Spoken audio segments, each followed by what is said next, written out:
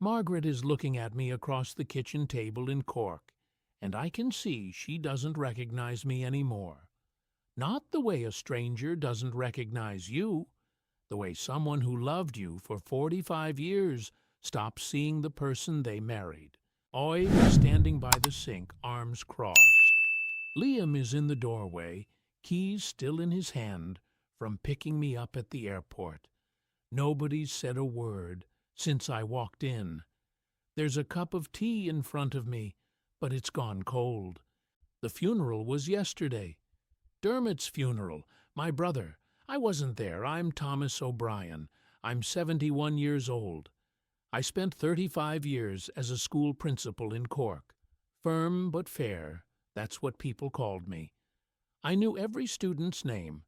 I solved problems, made decisions, built a life people respected. I thought being reliable meant something. I thought showing up for decades would earn me the right to disappear when I was tired. I thought I'd earned a break from being needed. That silence in Margaret's kitchen taught me something about disappearing. It taught me that you can run to the other side of the world, tell yourself you're finding peace, convince yourself you just need time. But the people you left behind don't pause their lives waiting for you to figure yourself out. They keep living. They keep losing. And when you finally show up, you're the stranger, not them. But before I tell you what Margaret said when she finally spoke, before I tell you the 6 words that made me understand what I'd actually lost, you need to understand how I ended up in Thailand instead of at my brother's funeral. Nobody tells you this when you're young. Your parents don't say it. Your teachers don't warn you. The world teaches you that if something isn't working, you move on. Change your job, change your city, change your life.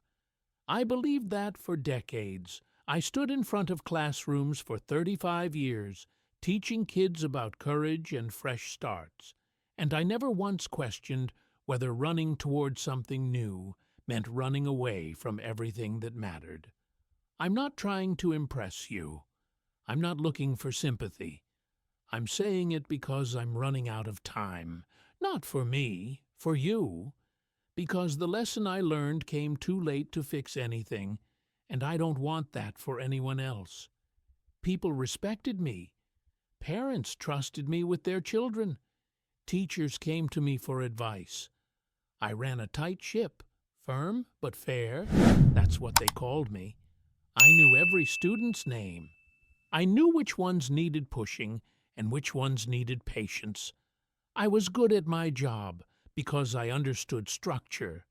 I understood rules. I understood that consistency was what made life work. When I retired at 66, everyone said the same thing. You've earned this, Thomas, time to relax, time to enjoy yourself. And I thought they were right. I'd done my part, raised 3 kids, provided for my family, built a career people admired. I deserved rest, but rest at home felt like suffocation. My wife, Margaret, she loved routine. Morning tea at 8, gardening in the afternoon, evening news at 6. She'd been waiting for retirement, waiting for us to finally spend time together. I'm not trying to impress you. I'm not looking for sympathy. I'm saying it because I'm running out of time. Not for me, for you.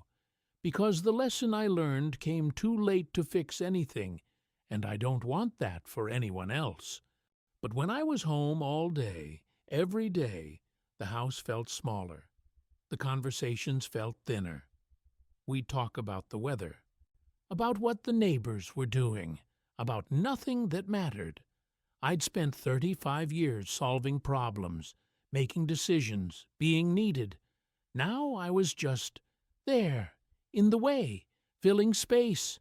The kids were grown and busy. Sinead in Dublin with her accounting firm, Liam in London, some tech job I never fully understood, a wife in Galway with 2 young kids of her own. They called on Sundays, But the calls got shorter every month. They'd ask how I was. I'd say fine. They'd say they were busy. We'd promised to visit soon. I started looking at travel websites, not with Margaret. She didn't like flying, didn't like heat, didn't like change. Just me, scrolling through pictures of beaches and mountains and cities where nobody knew my name, where I could be somebody different, or nobody at all. Thailand kept appearing, warm, cheap, easy. I full of men my age who'd left home looking for something. I told myself I wasn't like them. I wasn't running away. I just needed a break, a few months to clear my head. I booked a ticket to Hua Hin in January. Told Margaret it was a 3-month trip. Time to think, to travel, to figure out what retirement actually meant. She didn't fight me on it. Maybe she was relieved.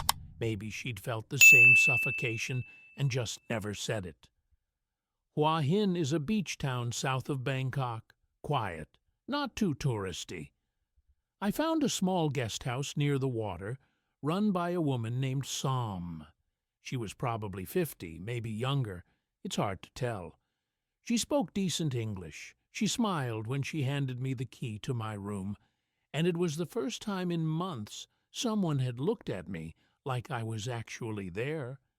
The guest house had 6 rooms, most of them empty. I'd eat breakfast on the patio every morning, fruit and rice and terrible instant coffee. And Sam would sit with me sometimes.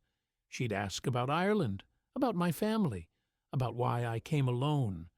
And I'd tell her parts of the truth, not all of it, just enough to make it sound reasonable. The days passed easily there. I'd walk the beach in the morning, sit in cafes with a book I wasn't really reading, eat dinner at the same few restaurants. Sam would check in on me, make sure I had clean towels, ask if I needed anything. It wasn't romantic. It wasn't dramatic. It was just easy, comfortable. She treated me like I mattered. 3 months became 6. 6 became 9. Margaret called every week. Her voice got quieter each time. She'd ask when I was coming home. I'd say soon. The kids called less. They were annoyed, I think, confused why their father, their stable, responsible father, was living in a beach town in Thailand with no plan to return. Sam and I weren't together, not like that. But she was kind to me in a way Margaret hadn't been in years. She'd bring me tea when I sat on the patio late at night. She'd laugh at my stories about teaching, stories I'd told 100 times, but Margaret had stopped listening to. Sam made me feel like the person I used to be, the one people respected, the one who mattered. I wasn't spending much money. The guest house was cheap. Food was cheap. I had my pension. I convinced myself I was being smart, living simply, stretching my savings. But I wasn't paying attention to what I was losing. I told myself I'd go back when I was ready, when I figured out what I was supposed to do with the rest of my life. But the truth is, I stayed because leaving would mean admitting I'd made a mistake, that I'd abandoned the life I built for something that wasn't even real. My brother called me in March. Dermot, 2 years younger than me, still working as a plumber back in Cork. We hadn't talked much over the years. He thought I'd gotten too posh with the principal job, and I thought he'd never grown up. But he was still my brother. He wanted to catch up, said it had been too long. I told him I'd call him back when I had time. I never called back. The phone rang at 3 in the morning on April 11th. I was half asleep, fumbled for it in the dark. It was Sinead. Her voice was shaking.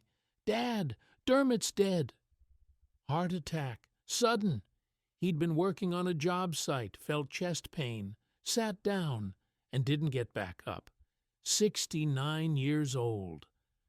I sat there in that dark room in Hua Hin, listening to my daughter cry on the other end of the line, and I couldn't feel anything, just numb. She told me the funeral was in 3 days. I said I'd be there. I hung up and stared at the ceiling for an hour before I moved. I tried to book a flight. Everything was full or required 2 connections or cost more than I'd spent in 6 months. I finally found something that got me to Dublin 2 days later. I'd miss the funeral by a day, but I'd be there. I'd see Margaret. I'd see the kids. I'd explain. The flight was 30 hours with layovers. I didn't sleep. I kept thinking about Dermot, about the last time I'd seen him. Christmas, maybe 3 years ago. We'd argued about something stupid, politics or football, I don't remember. I'd left early, told Margaret I had a headache, and I landed in Dublin the day after the funeral. Liam picked me up. He barely said a word on the drive to Cork.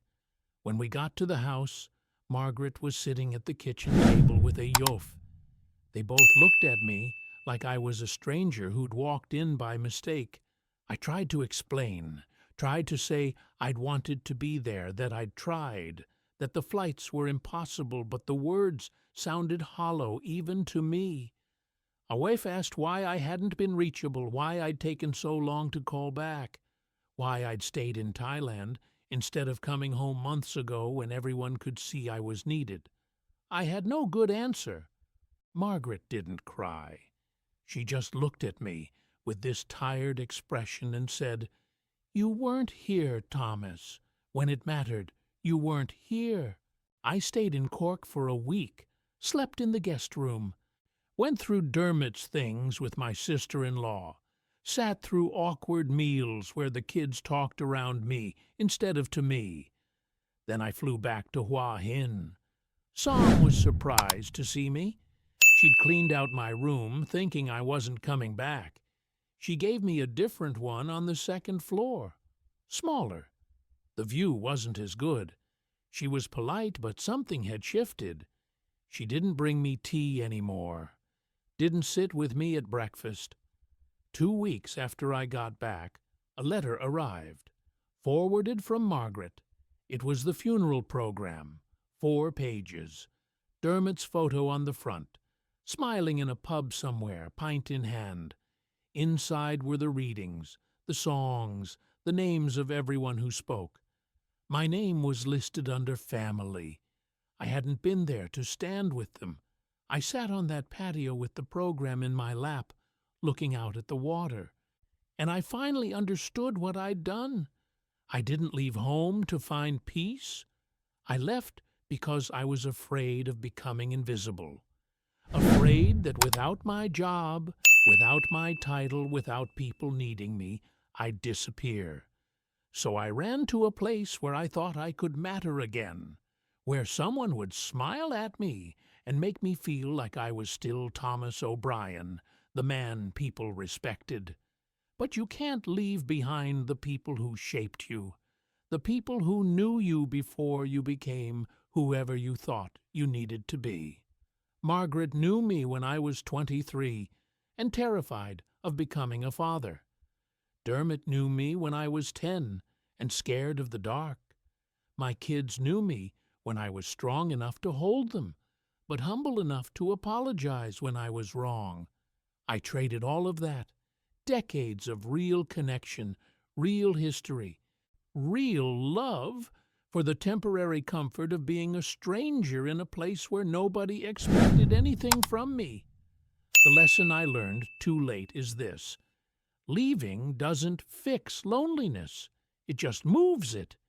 And you can't build a life on distance. You can't find yourself by walking away from everyone who knows you. I'm still in Hua Hin. Margaret and I talk sometimes, but it's different now. The kids check in, but they don't ask me for advice anymore. They've learned to make decisions without me. Dermot is gone, and I missed my chance to tell him I was sorry for being a proud fool all those years. Sam still runs the guest house. She's kind when I see her, but she's busy now. Tourists come and go, and I'm just another tenant. I sit on that patio most evenings, watching the sun go down, unholding that funeral program like it's proof of something I can't get back. I traded all of that, decades of real connection, real history, real love, for the temporary comfort of being a stranger in a place where nobody expected anything from me.